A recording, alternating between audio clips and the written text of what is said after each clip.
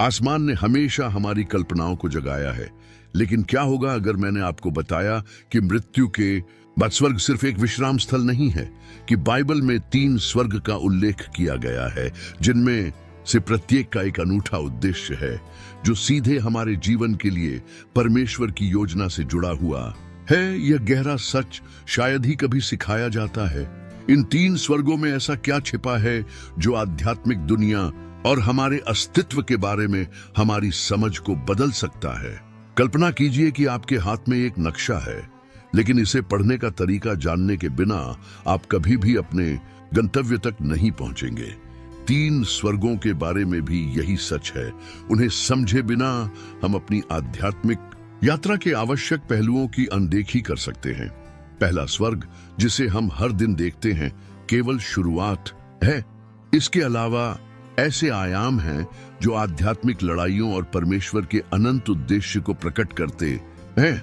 लेकिन इस जानकारी का चर्चों में प्रचार क्यों नहीं किया जाता है, या व्यापक रूप से चर्चा नहीं की जाती है? तीसरे स्वर्ग के बारे में ऐसा क्या है जो अभी भी एक गुप्त रहस्य है? अपने आप को एक आकर्षक यात्रा में डुबोने के लिए तैयार हो जाइए।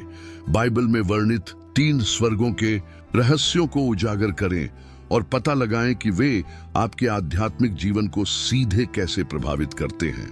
आखिरकार प्रत्येक स्वर्ग का असली उद्देश्य क्या है, और वे हमें हमारे अंतिम गंतव्य के बारे में क्या सिखाते हैं?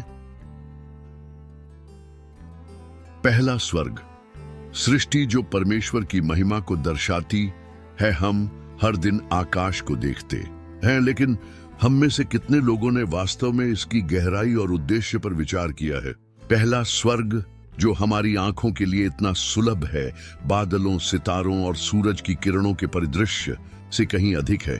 यह ईश्वरीय योजना की पहली परत है, एक दृश्य कृति जो सृष्टिकर्ता की महिमा को प्रकट करती है और पृथ्वी पर जीवन को बनाए रखती है। शुरुआत से बाइबल हमें परमेश्वर की महानता की गवाही के रूप में पहले स्वर्ग की ओर निर्देशित करती है। उत्पत्ति 1:8 में हम पढ़ते हैं, और परमेश्वर ने आकाश के अंतर को बुला लिया। यह सिर्फ एक खाली जगह नहीं है, यह जीवन को बनाए रखने और हमें प्रतिदिन परमेश्वर की उपस्थिति की याद दिलाने के लिए सावधानी पूर्वक डिजाइन किया गया विस्तार है। जिस आकाश को हम देखते हैं वह अपने निरंतर परिवर्तनों के साथ सूर्योदय से सूर्यास्त तक, तूफानों से तारों वाली रातों तक, एक गतिशील और देखभाल करने वाले सृष्टिकर्ता की मूर्त अभिव्यक्ति है। पहला स्वर्ग सिर्फ एक भौतिक परत नहीं है, यह हमें